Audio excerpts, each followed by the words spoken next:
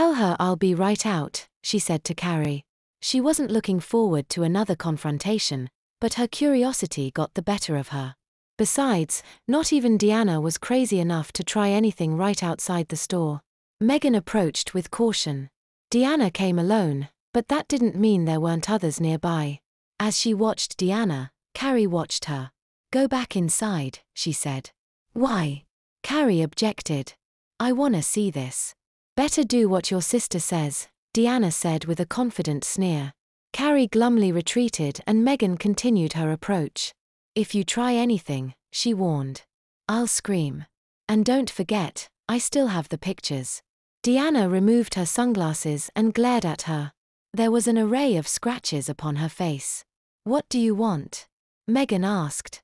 Deanna spat upon the ground. Her saliva was tainted with blood. Satisfaction, she said. Is what I want.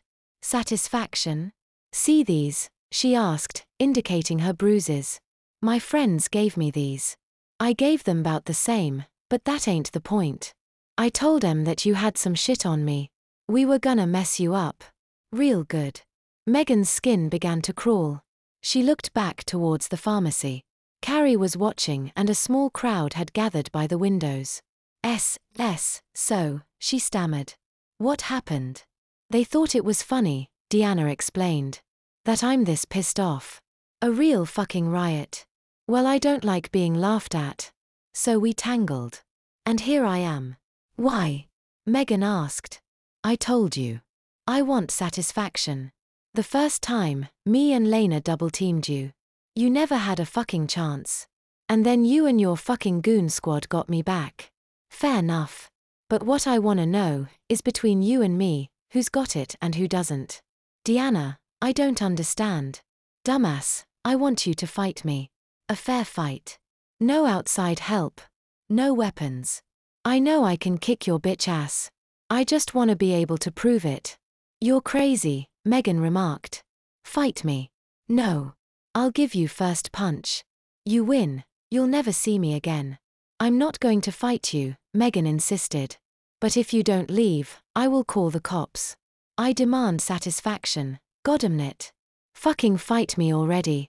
Megan was so sure that she would be hit that she winced in anticipation and turned her head away. Deanna did in fact throw a punch, but when she saw that Megan made no effort to block it, she drew back her fist. A small crowd had begun to gather around them. Most were adults who looked on with distaste and concern, but a few were kids who eagerly chanted for blood. Megan began to retreat back into the store. Goddamn you. Deanna shouted after her. You're a bad person, Megan. A horrible human being. Megan froze in her tracks. Some of the people in the crowd gave her suspicious looks as Deanna continued to denounce her. You take my goddamn dignity from me and you won't even let me win it back. You're bad, Megan. You're worse than me. I'll fucking see you in hell. That girl, declared one onlooker, is nuts. Did she hit you, dear? Asked another. Megan shook her head. She felt dizzy as she re-entered the pharmacy. Her senses were a pinball machine gone full tilt. Uncertainty and guilt grabbed at her like champion tug-of-war ropesmen. Her head swam and her stomach sank. She could only imagine how she must have looked. There seemed to be a half-dozen voices calling her name. Josh and Carrie's were most prominent among them. She remembered being asked if she was okay and she remembered replying that yes, she was. I'll call the police, Josh offered. Have that madwoman picked up. Don't bother, said Natalie. She's long gone. Ironically, the only one who saw any good coming out of the aftermath was Vern. It wasn't pretty, he commented. But it attracted attention. Look at all the customers. Megan asked for, and was granted, the remainder of the day off. She and Carrie left together and went to lunch. Are you sure you're okay? Carrie asked. Yes, Megan answered. Fine. Couldn't be better. Meg. Do me a favor and don't dwell on it, okay? Carrie nodded and they ate in silence. Megan was not surprised to find that she didn't have much of an appetite. Meg, Carrie whispered discreetly. I have to